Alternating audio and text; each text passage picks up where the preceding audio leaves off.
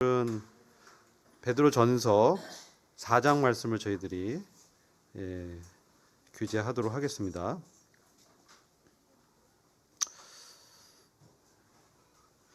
여러분들 이제 저희들이 이제 준비한 교재 있지 않습니까? 이 교재가 그냥 뭐 얇고 내용이 좀 적다 이렇게 생각할지 모르시겠지만 사실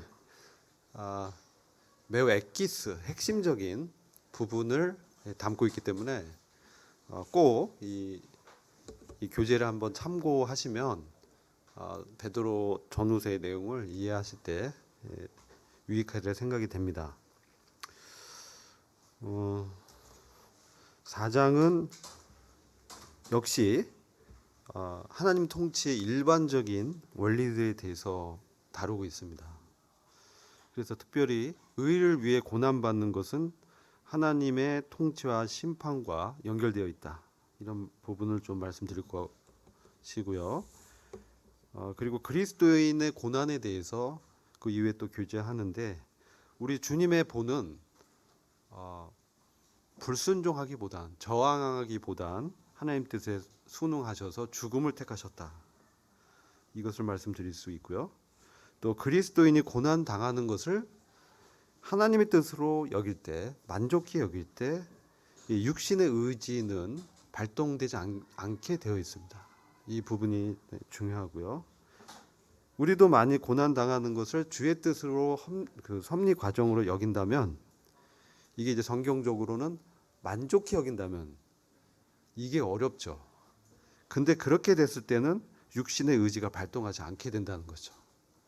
그런 부분을 말씀하고 있고, 그다음 산자 죽은 자에 대한 심판 부분을 다루고 있고요. 또 만물의 마지막이 가까웠다. 그런 부분을 저희들에게 경고해 주고 있죠. 특별히 예루살렘의 멸망에 대해서 저희들이 잘 알고 있는데요. 그 결과와 교훈들에 대해서도 다루고 있습니다.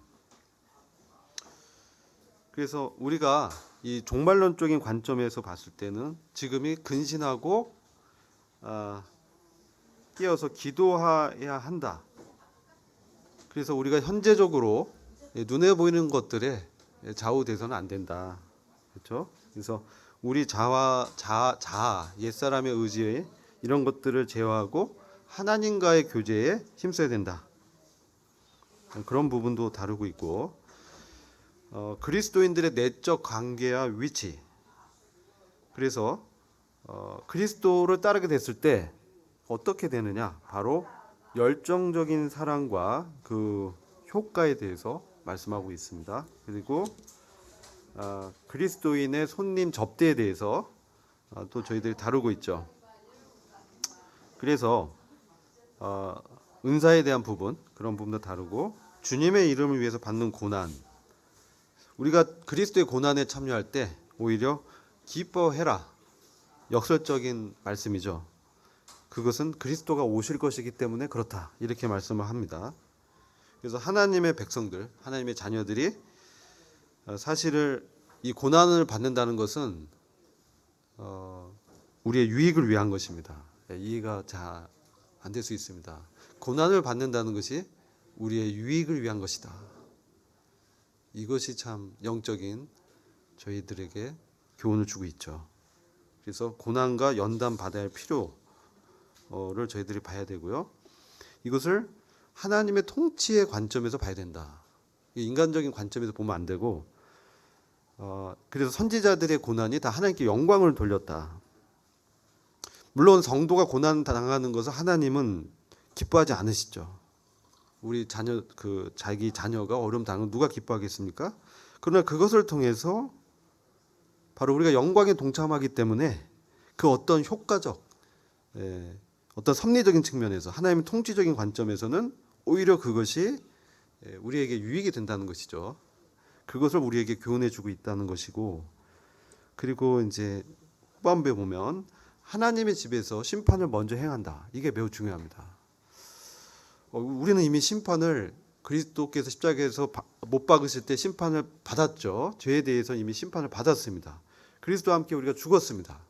그리고 이제 우리의 삶은 그리스도와 함께 다시 부활한 새로운 삶을 살고 있는데 우리가 개인적인 삶이든 교회적인 어떤 회중 가운데의 삶이든 여러 관계 속에서 우리가 살 때 우리가 하나님의 집인 교회로서 먼저 하나님의 판단을, 하나님의 스크리닝을, 하나님의 다루심을 하신다는 것이죠. 그런 의미에서 하나님의 집에서 먼저 심판을 행하신다, 이런 의미입니다. 이게 우리를 죄를 정해서 처벌하기 위한 심판이 아니라 오히려 우리를 더 거룩하게 하기 위해서, 우리를 주님의 고난에 동참하면서 그 영광에 들어가기에 합당한 그리스도의 몸된 교회로서 우리를 연단하는 그런 의미도 있다. 근데 이것은 우리가 그리스도의 성품에 일치시키는 목적이 있는데, 그것은 결국 하나님의 은혜만이 그렇게 하실 수 있다는 겁니다. 우리의 자아의 의지로는 될 수가 없다. 그래서 은혜만이, 은혜를 통해서 우리가 그리스도의 거룩한 성품을 받게 되고, 그렇게 됐을 때만 아버지와 일치되는, 아버지의 성품에 우리가 합해지는 그 그리스도의 연합의 실제적인 열매를 맺을 수 있다는 것이죠. 그래서 생각과 행실에서 실제적인 일치가 되려면 마음과 양심이 작용해서, 참 우리가 왜 하나님이 이런 것을 나한테 허락할까, 그걸 이해하게 된다는 것이죠. 그렇게 됐을 때 우리 안에는 거룩한 의지가 이제 발동되죠. 근데 우리가 능력이 부족하니까 아버지 앞에 엎드려서 기도할 때, 우리의 갈망과 열정이 아버지께 도달했을 때 역시 하나님의 계시를 통해서 그것이 우리 안에서 주님의 성품이 형성되는 이런 과정을 우리가 하나님의 집에서 먼저 심판을 행하는 목적이다, 이렇게 말씀할 수 있습니다. 근데 이런 일치가 되지 않을 때는 우리의 간증이, 하나님의 자녀로서의 간증이 해를 입게 되고, 그런 부분에 대해서 하나님의 징계가 또 있게 된다. 따라서 의인이, 여기서 구원은 칭의의 구원뿐만 아니라 바로 성화의 구원을 다루고 있는데, 의인이 어렵게 구원을 받는다면, 그리스도의 성품에 참여하기 위해서 고난과 하나님 뜻에 일치되는 그런 과정을, 다루심을 받는다면, 그렇죠. 그래서 여기에서의 이 구원이라는 것은 성화의 구원을 말씀한다고 분별이 되죠. 그래서 그렇다면 정말 악인들이 받을 심판은 얼마나 엄숙하고 심각하겠는가, 이런 것들을 전체적인 내용에서 다루고 있습니다. 그래서 이 베드로 서신에서의 구원의 의미는 거듭남을 말씀하기보다는 우리가 현재적으로 구원을 이루어가는, 빌립보서 2장 말씀처럼 두려움과 떨림으로 구원을 이루라 한 그런 부분의 구원을 다루고 있다. 그래서 이것의 완성은 장차 주님이 재림하실 때, 영광 중에 오실 때 우리는 충만한 가운데, 진정한 해방 가운데 들어가고 있다라는 것을 말씀하고 있습니다. 그런데 우리가 이런 신앙의 여정을 끝까지 가면서 광야 같은 이 세상을 통과할 때 정말 안전하고 정말 그 안에서 평안한 그러한 마음의 상태를 누리기 위해선 하나님의 능력이 역사해야 된다는 것이죠. 그래서 하나님의 능력이 절대적으로 필요하고 하나님의 지혜와 인도하심이 필요하다. 그래서 우리의 믿음을 더 지켜주시는 그런 것들이 정말 하나님의 그 역사다, 이렇게 우리가 볼 수 있겠습니다. 그래서 이런 것들이 뭐냐면, 하나님이 이 세상에서 자신의 자녀들을 하나님의 섭리에 따라서 순례의 길을 가게 하시고, 그 과정에서 자기 백성들을 다 하나님이 너무나 잘 아시기 때문에 우리를 돌봐주시고 또 책임져 주시고 끝까지 함께 하신다.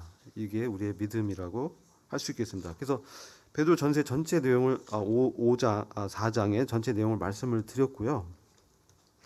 그래서 이 개요는 여기를 한번 참고하시면 매우 유익하리라 생각이 됩니다. 그리고 이제 나머지 한 시간 동안은 구절들을 한번 살펴보면서 좀 더 상세하게 보도록 하겠습니다. 자, 그 1절을 보시면 그리스도께서 그때 우리를 위해서 육체로 고난을 받으셨으니 너희가 같은 생각으로 같은 마음으로 우리를 무장해라. 육체로 고난을 받은 자는 죄로부터 단절되었음이니라. 이게 지금 이렇게 또 번역을 하고 있습니다.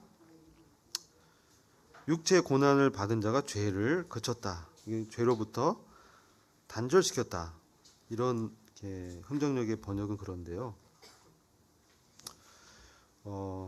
우리가 정말 어려움을 당할 때 우리의 마음을 보호해주고 지켜주는 것이 무엇이겠냐는 것이죠. 여러분, 우리가 세상 살 때 결코 녹록지 않습니다. 우리가 사회생활이든 또 가정의 어떤 생활이든 모든 사람들과의 관계와 그 과정 속에서 정말 우리가 주님의 그 고난에 우리가 동참한다라는 이런 연합의 믿음이 필요하다는 것이죠. 그럴 때 우리 고난은 단순한 세상의 어떤 고난이 아니라 바로 주님을 우리가 경험하고 주님의 뜻을 그 안에서 더 발견하면서 주님을 더 이렇게 알게 되는, 우리가 주님을 아는 거, 경험하는 거, 이게 영생이잖아요. 실제 이 땅에서 우리가 영생을 누리는 그런 의미에 있어서 우리가 이 고난을 해석해야 된다는 것이죠. 그래서 그렇게 됐을 때 이 육체의 고난을 받으신 그리스도께서 죄를 끝내셨다는 것이죠. 죄의 권세와 사망의 권세에서 우리를 건져내셨다는 것이죠. 그래서 진정 우리가 죄에게 끌려다니는 종 노릇하는 것이 아니라 주님을 우리의 정말 구주요 주인으로 이렇게 살게 되는, 그러면서 그뿐만 아니라 그리스도가 내 안에서 사는 그러한 구원의 목적이 우리 안에서 이루어지게 하기 위해서 우리에게 고난을 허용하셨다. 이것이 바로 베드로 사도가 우리에게 말씀해 주고 있습니다.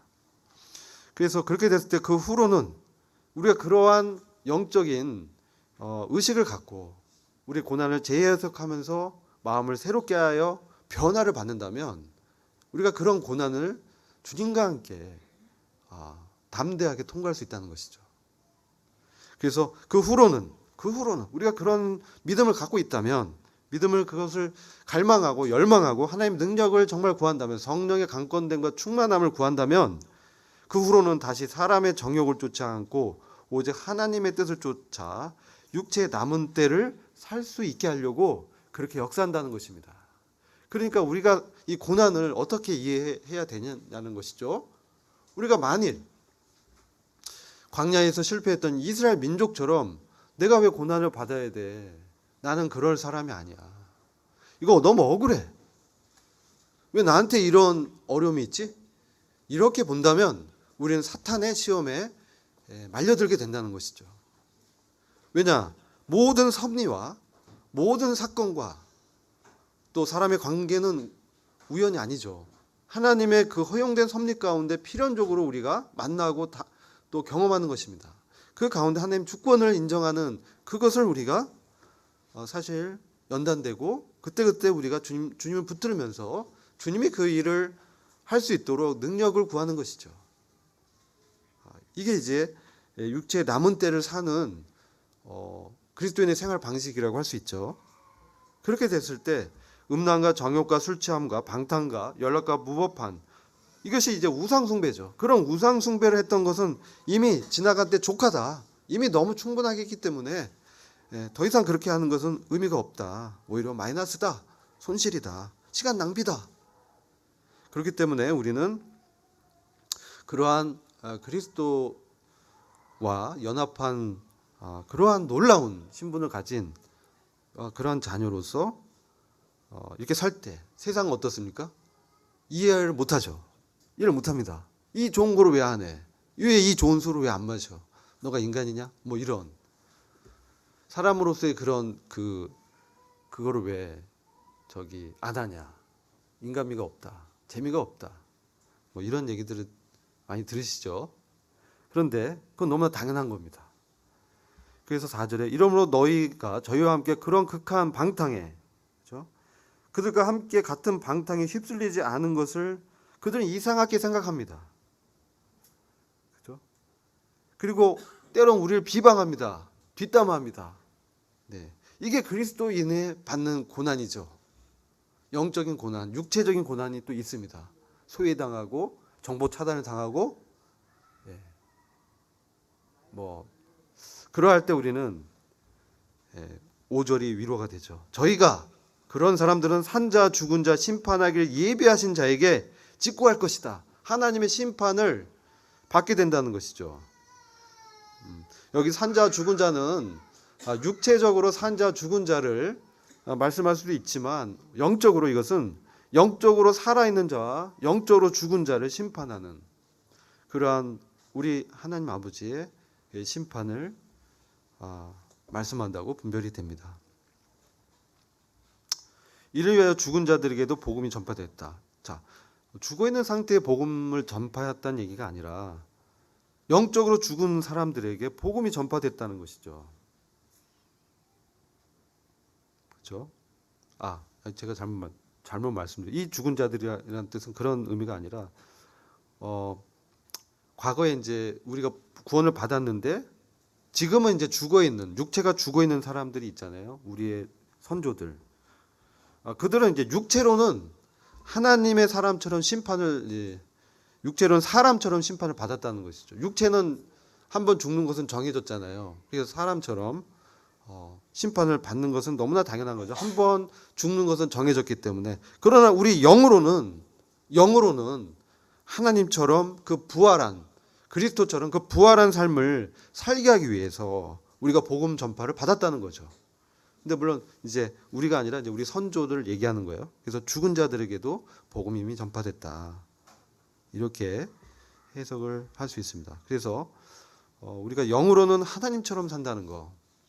우리가 물론 주님이 재림할 때 다 부활해서 그리스도와 같은 몸을 입고 그렇게 살 것입니다. 그러나 이 땅 가운데 현재적으로도 우리 영은 부활하신 그리스도와 함께 연합된 영이죠. 우리의 영의 위치는 어디에 있습니까? 우리 영혼의 위치는 그리스도와 함께 하늘에 앉혀진 놀라운 그리스도와 공동상속자의 위치를 우리가 갖고 있습니다. 이런 믿음이 중요합니다. 그래서 그런 믿음으로 살게 하기 위해서 우리에게 복음이 증거됐다. 그래서 복음이라는 것은 단순히 우리가 지옥에 갈 수밖에 없는 그런 운명에서 건져냈을 뿐만 아니라 현재적으로 죄와 사망의 권세에서 해방된 자로 부활의 그리스도와 함께 동행하는 그리스도가 내 안에 사는 그런 놀라운 영생의 삶을 위해서 복음이 우리에게 전파됐다는 것입니다. 그래서 이게 중요하죠. 그러면서 우리에게 경계하시죠. 7절 만물의 마지막에 가까웠다. 그렇기 때문에 정신을 차려야 된다. 요즘 너무나 이렇게 바쁘고 너무나 많은 정보와 변화 속에 우리가 살고 있습니다. 요즘 어떻습니까? 중동전이 계속 그 불안감이 고조되고 있죠. 네, 과거에 바사 제국이었던 페르시아, 그렇죠? 페르시아 바사잖아요. 그 이제 이스라엘과 계속적인 갈등에 있는데 이제 전쟁이 또 일어날 수 있는 상황이 되었죠. 그래서 이런 중동의 사태는 마지막 때의 어떤 시간표죠. 이 예언되어 있습니다. 시편 83장을 보면 이스라엘 주변의 국가들이 이스라엘과 전쟁을 일으키는 그런 것도 예언되어 있습니다. 하나님만이 예언하실 수 있죠. 하나님만이 역사를 주관하시면서 그걸 다 아시기 때문에 초월적인 창조주이기 때문에 그것을 다 아시고 우리한테 알려주셨죠. 누가 승리합니까? 이스라엘이 이기도록 되어 있습니다. 그 전쟁에서. 그래서 중동을 제패합니다. 그러나 그 후에는 어떤 일이 있습니까? 북방에 그 강대국이 누굽니까? 러시아겠죠. 시리아, 터키 이런 나라들이 이제 아마겟돈 전쟁을 위한 준비를 할 것입니다. 이게 예언되어 있습니다. 이게 에스겔서 30 그 곡과 마곡의 전쟁으로 이제 확산되는. 그래서 우리가 이 사태를 보면 정말 만물의 마지막에 가까웠다. 주님의 그 경륜이 이제 가까웠다. 때가 찬 경륜이 가까웠고 주님이 이 땅을 심판하실 그리고 다시 오셔서 이 땅에 주님의 왕국을 세울 때가 가까웠다. 그렇기 때문에 우리는 어떻습니까? 정신을 차려야 된다. 그렇죠. 정신 차려야 됩니다. 술 취하지 말라. 성령 충만을 받으라. 그래서 우리는 근신하고 기도해야 됩니다. 무엇보다도 뭘 하라고 했어요? 이 말씀이 우리한테 도전적이죠. 무엇보다도 이게 예를 들어 오늘 우리가 복음 집회 있지만 어떤 마음으로 복음 집회에 임해야 되냐? 열심으로 서로 사랑하라. 그러니까 복음의 전파는 뭡니까? 사랑의 정신에서 우리가 받은 이 사랑을 전하는, 그래서 우리가 서로 사랑하는 것을 증거하는, 그래서 허다한 죄를 덮는 그 죄의 사함까지 주님이 이미 하신 이루신 일을 누리는 이 사랑이 우리가 이제 정신 차리고 근신하고 기도하면서 주님이 명령하신 것은 서로 사랑하라, 열심을 내라. 이것에 도전 받습니다. 마지막 때 우리가 어떻습니까? 판단하고 비판하고, 이게 성도 간에도 그럴 수 있습니다. 그래서 우리가 마지막 때는 정신 차려야지. 그죠? 오히려 기도하고 근신하고 깨어서 영혼들을 위해서, 성도를 위해서 기도하고 실질적으로 도와주고 섬기면서 각각 은사를 받은 대로, 저기 10절에 나오잖아. 서로 대접하고 원망 없이 하고 각각 은사를 받은 대로, 교회 안에서 각각 우리가 받은 은사대로 섬기면서 하나님의 그 은혜를 맡은, 이게 우리 것만 아니라 맡았다. 우리가 받은 이 은혜도 맡은 것입니다. 그래서 선한 청지기처럼 그것을 활용해서 봉사하라는 것이죠. 서로 섬겨라. 그래서 우리가 만일 말한다면 이것이 우리가 하나님의 은혜를 받은 사람으로서 우리 안에 계신 그리스도로 행하라는 것이죠. 그게 말할 때도 하나님의 말씀하는 것처럼 하고, 봉사할 때도 하나님이 주시는 힘으로 하라는 것이죠. 왜 그렇게 해야 되냐? 그러니까 이것은 뭐냐면, 그런 말을 하고 봉사할 때 주님께 기도하면서 간절한 마음으로 내가 아는 그리스도가 행할 수 있게 해달라고 그 영광을 주님께 드리면서 하라는 것이죠. 그렇게 됐을 때 하나님이 영광을 받게 된다라고 말씀합니다. 그래서 그분에게 영광과 권능이 세세 무궁토록 있느니라. 아멘. 이렇게 또한 경배를 드리면서 말씀하는데, 이제 후반부 말씀은 조금 이제 빨리 말씀드리겠습니다. 사랑하는 자들아. 베드로 사도는 사실 그렇게 사랑이 많았던 사람이 아닙니다. 근데 이 장면에서 왜 사랑하는 자들아 이렇게 했을까요? 그는 참 너무나 격변기, 십자가에 달리실 그 주님을 3번이나 부인하면서 참으로 모욕과 영적인 침체 가운데 들어갔던 그 자신을 주님이 직접 오셔서 3번이나 너가 정말 나를 사랑하냐? 사랑에 확인하시면서 뭘 맡기셨어요? 바로 목양을 맡기시죠. 목양을 맡기면서 내 양을 치라, 이렇게 말씀하죠. 그래서 그는 지금 사랑의 사도가 됐습니다. 사랑의 사도.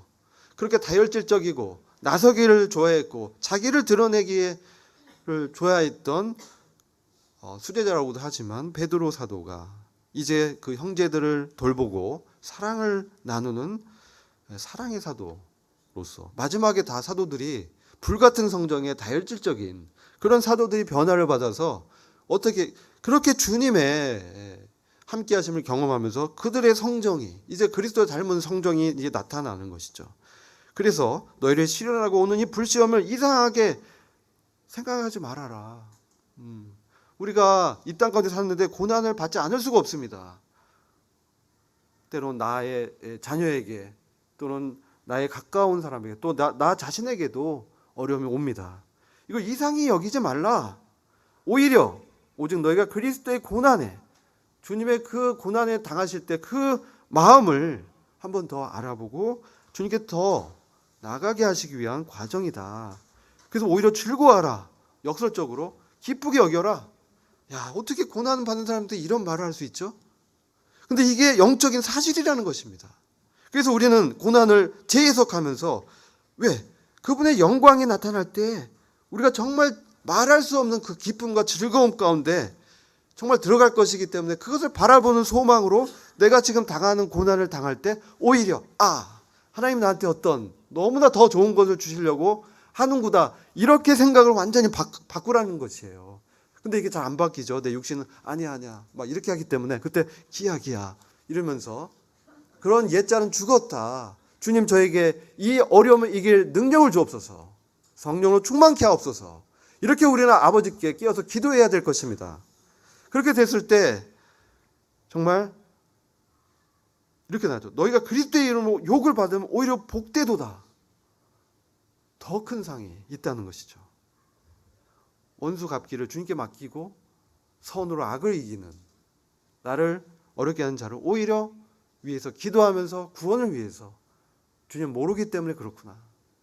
또 이제 성도 간에 어려움이 있다면 주님이 성도에게 역사하셔서 그런 일들을 잘 해결해 달라고 간구할 수 있다는 것이죠. 이게 우리의 진정한 영적 복입니다.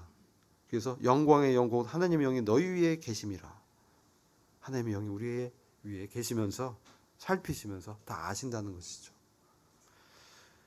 그래서 이제 15절부터 마지막 보면 너희 중에 누구든지 살인이나 도둑질이나 악행이나 남의 일을 간섭하는 자로 고난을 받지 말라. 그러니까 악을 행하면서 고난을 이거는 당연히 받는 것이죠. 뭐 그죠? 형벌을 받는 그런 삶을 살지 말고 만약 그리스도인으로 고난을 받으면 그걸 부끄러워하지 말아라. 부끄러워하지 말아라. 우리가 어려움 당할 때 사도 바울처럼 감옥에 갇히는 그런 실제 사회주의 국가의 지하교회에서 잡혀서 감옥에서 신문을 당하고 그런 간증하시는 분들이 있습니다. 미얀마라든지 중국이라든지. 그때 오히려 부끄러워하지 말고 그걸 수치로 여기지 말고 참 우리가 내가 위축될 때가 있습니다. 그러지 말고 도리어 하나님께 영광을 돌리라. 그래서 바울이 채찍을 심하게 맞은 다음 신라와 함께 빌립보 감옥에서 찬양을 했다는 것이죠. 어떤 역사가 있었습니까? 땅이 흔들리면서 수갑과 발의 착고가 풀어지면서 감옥의 문이 열려버리는 놀라운 기적이 나타났다는 것이죠. 우리 안에 주님은 그런 놀라운 기적을 행하실 수 있는 분이라는 것이죠. 그래서 하나님께 영광 돌리면서 17절부터 보시면 이제 그런 것은 하나님의 집에서 심판을 시작할 때가 됐다. 아까 말씀드렸죠. 모두에. 이것은 우리의 성화의 과정을 위한 주님의 판단과 이 교훈의 과정이다. 우리를 더 거룩하게 하고 그리스도의 성품을 드러내기 위해서 지옥 형벌 처벌하기 위한 심판이 아니라 성화의 구원을 도우시는 요한계시록 2장 3장 7교회에 대한 그런 판단을 통해서 만일 이런 것이 우리에게 된다면 정말 복음을 순종치 않은 사람들은 마지막은 정말 그죠? 둘째 사망에 들어가는 운명을 받게 될 텐데 이런 이제 말씀을 하고 계시죠. 그러면서 의인이 겨우 구원을 얻는다면 경건치 아니한 자 죄인이 어떻게 설 수 있겠냐. 그러므로 하나님의 뜻대로 고난을 받는 자들은 또한 선을 행하는 가운데 영혼을 미쁘신 조물주께 부탁할지어다. 아멘. 우리가 우리의 고난을 하나님의 뜻대로 받는다라는 이 믿음이 참 중요합니다. 이걸 우리의 실력과 역량으로 해결하려고 하지 말고 주님 앞에 내려놓고 주님의 뜻대로 해결해 달라고 구하는 것이죠. 왜? 그 일은 주님의 일이기 때문에 내가 주님께 속한 자이기 때문에 그렇다면 이게 바로 이 선을 행하는 것이죠. 하나님의 그 구원의 뜻에 부합하는 그런 일을 행하는 모든 것이 합력하여 선을 이루는 그 놀라운 하나님의 역사를 기대하면서 우리가 어려움을 통과하면서 이기는 그러한 놀라운 삶을 우리에게 하나님이 주시기를 기뻐하신다. 그렇기 때문에 영혼을 미쁘신 조물주께 부탁할지어다. 우리 영혼을 우리 그리스도께서 십자가에서 내 영혼을 아버지께 부탁하나이다. 이렇게 하고 주님이 이제 마지막 숨을 거두시고 사흘 만에 다시 부활하셨잖아요. 그래서 우리는 참 미쁘신 우리 하나님께 하나님 다 아시니까 그분께 우리의 영혼을 의탁하는 우리의 모든 것을 다 주님께 맡기는 그러한 삶을 마지막 때에 정말 살아가야 되가 아닌가 이런 생각을 하면서 베드로전서 4장 말씀 내용을 요약을 마치고요. 나머지 시간은 또 이제 문제를 통해서 좀 더 부분을 더 상세하게 보는 시간을 갖도록 하겠습니다. 네, 그죠? 오늘 저기 형제님이신가요? 예.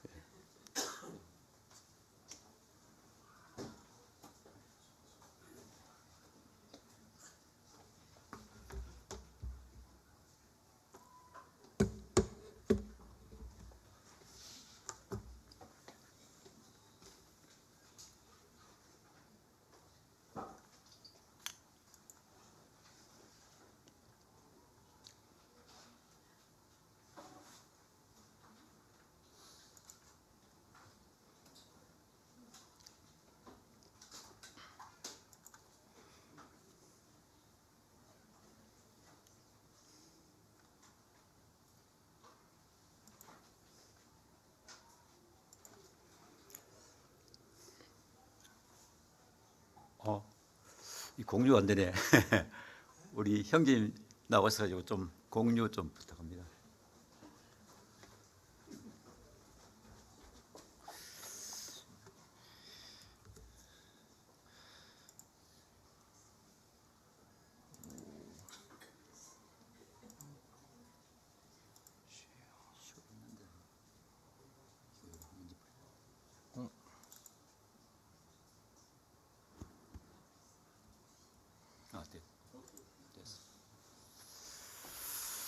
예, 반갑습니다. 4장 문제풀이를 해보겠습니다.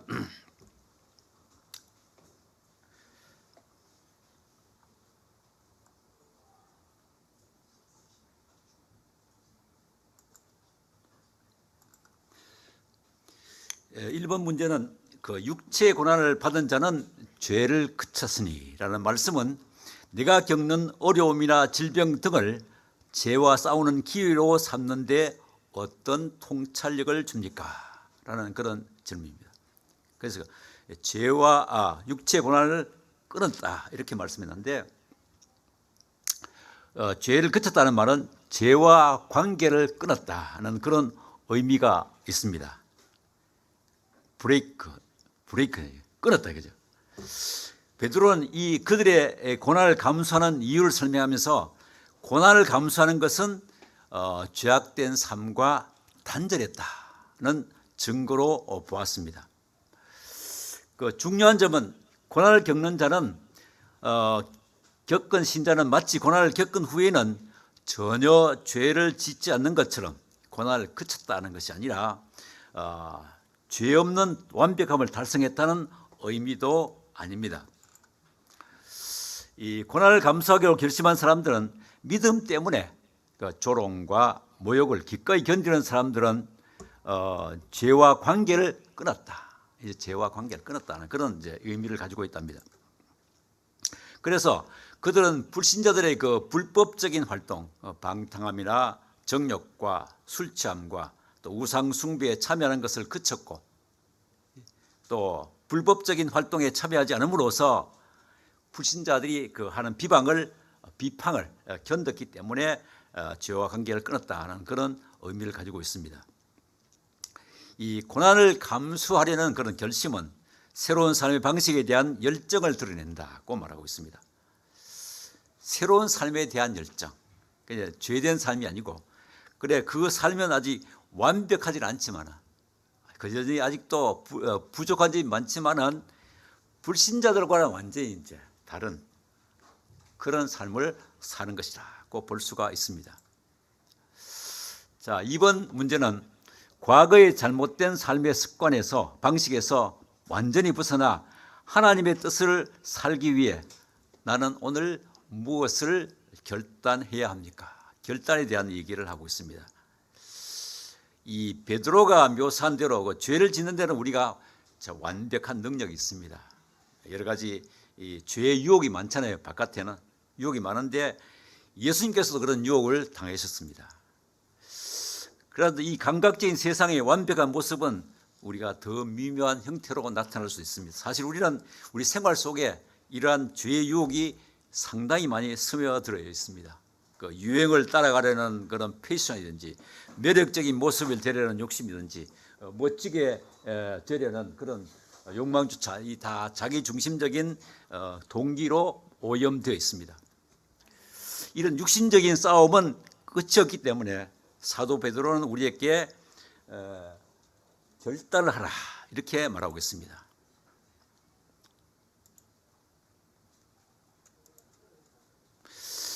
육신은 결코 이제 우리가 만족하지 않기 때문에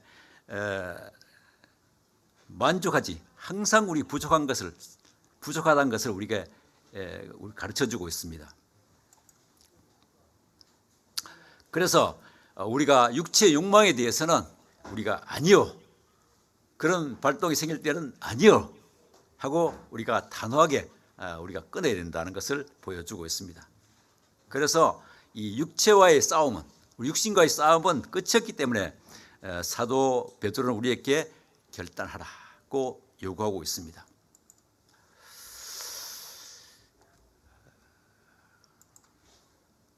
그래서 이 사도 바울은 우리에게 서 있는 자는 넘어질까 조심하라. 항상 우리에게 이런 경고를 하고 있습니다. 세 번째 문제는 세상 사람들이 나의 신앙적인 삶의 방식을 이상히 여겨 비방할 때 나는 어떻게 반응해야 되며 이때 산자와 죽은 자를 심판하시게 기억하는 것이 왜 중요합니까? 라는 세상 사람들이 선택한 생활 방식을 사도 베드로는 극한의 방탕이라고 이렇게 묘사했습니다. 그들의 생각은 우리하고 달라요. 왜냐하면 항상 자신과 자신의 쾌락을 위해 사는 사람들이거든요. 우리는 이제 주님을 위해 살기로 결단한 사람들이고 그들은 자신의 쾌락을 그걸 위해서 사는 사람들입니다. 그래서 그들의 생활 방식에 동조하라고 했을 때 우리 동조하지 않으면 그들은 우리를 비판하잖아요. 예수제이라고. 그래서 이상이 비방할 때는 우리가 하나님의 뜻에 살기로 결단한 사람인데 우리가 주님께 합당하게 살기로 우리가 결심하는 그러한 삶을 살아야 되겠습니다. 그런데 문제는 심판이 다가오고 있다는 사실을 믿지 않는 사람들은 모르고 있는 것 같아요. 우리는 심판이 다가오고 있다는 것을 알고 있습니다. 그래서 하나님께서는 산자와 죽은 자를 심판하실 것입니다. 마지막 크고 흰 보좌 심판이 있잖아요. 그때 하나님께서 이 믿지 않는 자들에게 너희는 왜 믿는 자들을 조롱했느냐 이렇게 책망하실 때 그 앞에 서서 있는 사람들의 그 모습을 우리가 상상해 볼 수가 있습니다. 쩔쩔 아마 맬 겁니다. 아마 그죠? 그래서 어떤 말이나 행동도 그분 앞에는 숨길 수 없기 때문에 우리는 담대하게 현재의 삶을 우리가 살 수 있다 볼 수 있습니다. 만물의 마지막이 가까웠다는 인식이 나의 기도 생활과 일상의 우선순위에 어떤 변화를 가져오느냐.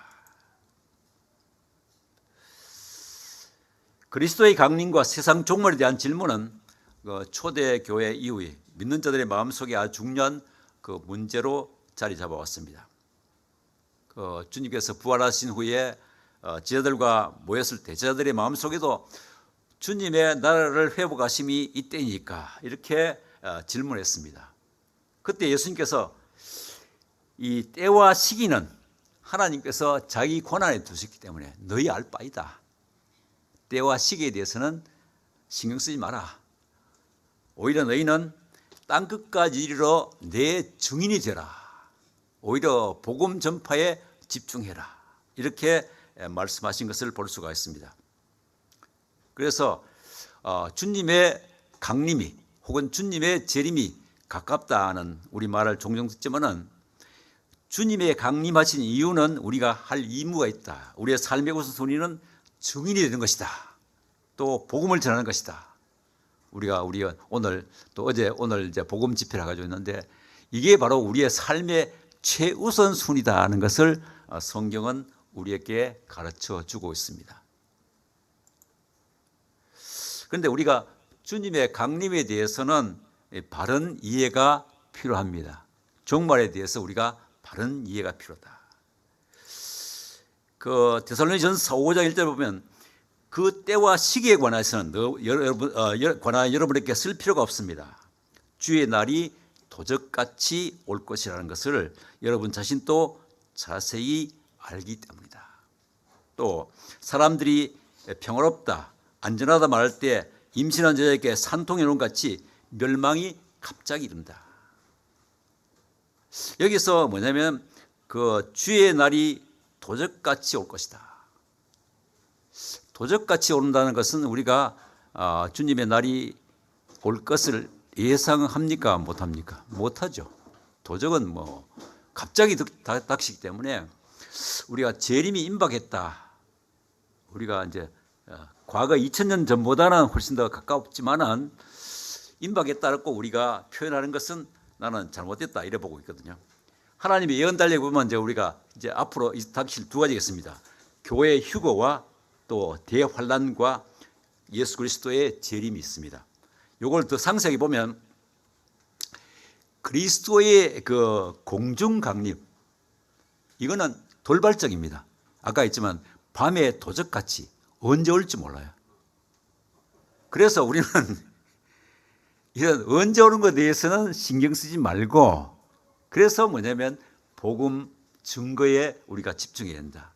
그래서 우리가 참 복음 그리스도의 증인 되는 것이 중요하다, 이런 말씀했고, 그리스도의 지상 재림은요, 요 7년 대환란 후에 오거든요. 그러면 그리스도의 지상 재림은 이거는 알 수 있습니까? 알 수 없습니까? 이건 알 수 있어요.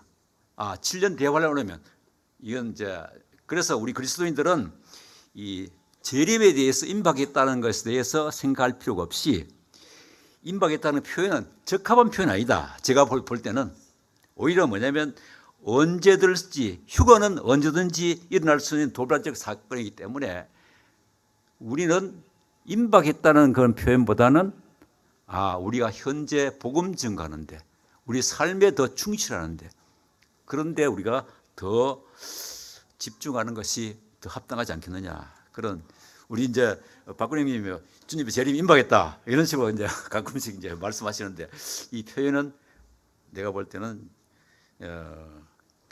적합지 않다는 그런 표현을 말씀드리겠습니다. 사랑은 허다한 죄를 덮는다는 아까 말씀드렸습니다. 아까 표현되었는데요. 그래서 우리 공동체 안에서 이런 갈등이나 허물이 있을 때는 가장 위대한 일은 서로 사랑하는 것이다.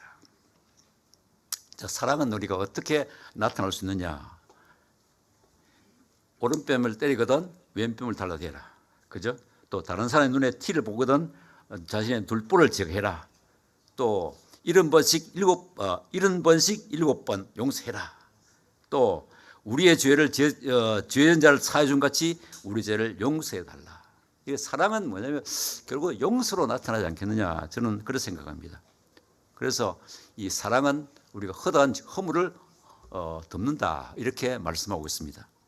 그런데 우리가 여기서 또 하나, 또 다른 면을 보면, 타인을 사랑하는 것이 그들의 죄를 무조건 덮어버리는 건 아니다. 이 교회 안에 갈등이나 이런 그 분열이 있을 때는 대면해서, 문제를 일으킨 사람한테 대면해서 그 사람과 바로잡아 주는 것이 또 필요하다고 볼 수 있습니다. 예수님께서 말씀하셨잖아요. 만약 너 형제가 죄를 지으면 가서 그에게 사적으로 그의 잘못을 지적해라. 그가 내 말을 듣거든 너는 그 형제를 얻는 것이다, 이렇게 말씀했습니다. 그래서 사랑은 허물을 덮는 것입니다. 그렇지만 교회 안에 갈등이나 분열이 있을 때는 반드시 그 문제를 일으킨 사람과 대면해서 지적해주고 세워줘야 된다. 바로 세워줘야 된다. 그런데 이제 바로 잡는 것은 동기가 뭐냐면 사랑이어야 되고, 또 죄 지은 사람을 세워주는 그런 동기에서 나와야 되지, 그냥 뭐 비판하기 위해서 해서는 안 된다는 것을 보여주고 있습니다.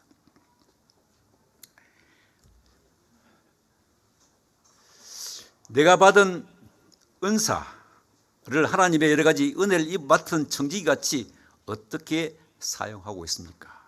또 더 잘 사용할 수 있는 방법은 무엇입니까? 이렇게 말씀하고 있습니다.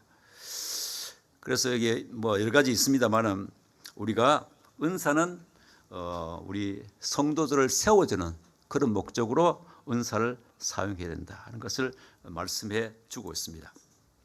여기서 특별히 이제 두 가지 이제 은사를 말씀하고 있는데, 말하는 은사, 뭐 설교나 가르침이나 권면하는 이런 것을 의미하고 있는데, 우리가 그 좋은 하나님의 청지기로서 책임감 있게 그 은사를 사용해서 교회 성도를 세워주는 그런 대로 사용해야 된다는 것을 말씀해 주고 있고, 두 번째는 이제 섬기는 은사.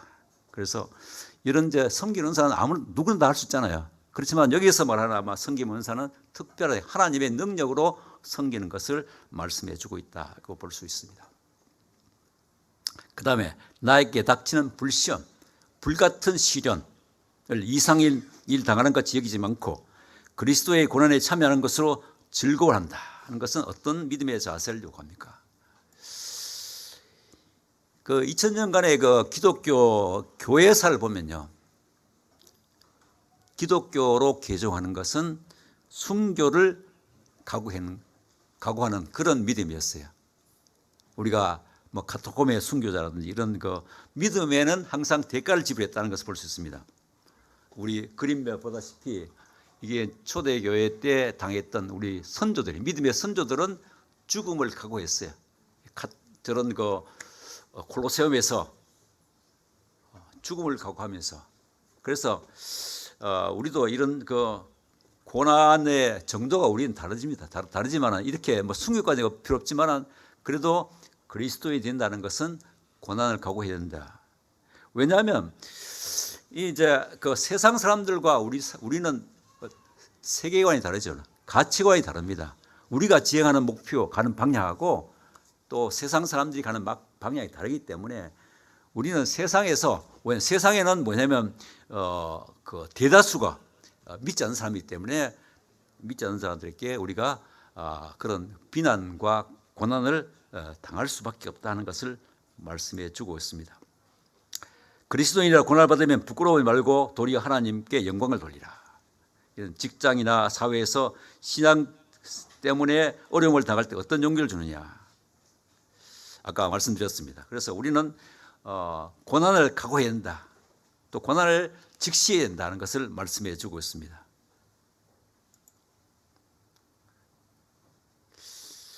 그래서 우리가 고난을 당할 때는 우리 믿음의 선조들도 동일한 고난을 당했다 이런 걸 생각하고 우리도 뭐냐면 고난 당하는 것을 이상히 여기면 안 된다는 것을 볼 수가 있습니다. 심판의 하나님의 집에서 시작될 때 되었다. 요거는 아까 박인님하고 제가 분별이 다르는데 이 전체 뭐냐면 요게 고린도후서 4장 후반부에는 그 그리스도인이 받는 고난에 대해서 얘기가 있는데 그래서 이 사도 베드로 고난도 뭐냐면 심판도 고난 그리스도인이 옳은 일을 행함으로 겪는 고난을 가리키는 말이 아니겠느냐 저는 그렇게 분별했습니다. 그래서 이 하나님의 집안의 심판은 믿는 자들을 정화하기 위해서 하나님께서 사용하시는 세상의 박해, 세상의 고난을 의미한다고 저는 보았습니다. 그래서 그리스도 이름으로 치욕을 당하는 것을 우리가 영광스럽게 생각해야 된다는 것을 보여주고 있습니다. 하나님의 뜻 안에서 고난받을 때 나의 영혼을 미쁘신 창조주께 부탁한다 하는 것은 구체적으로 어떤 믿음의 행위를 말하느냐. 이건 문맥에서 보면 미쁘신 하나님의 창조께서 이 선한 일을 위해서 선한 일을 하면서 미쁘신 하나님께 우리의 혼을 우리가 부탁해야 된다. 그래서 우리가 그 고난 받을 때는 선한 일을 하면서 고난 받을 때는 우리가 이런 선한 일을 하기 위해서 창조됐다는 걸 생각하면서 우리가 선한 일을 계속해야 된다는 것을 말씀해 주고 있습니다.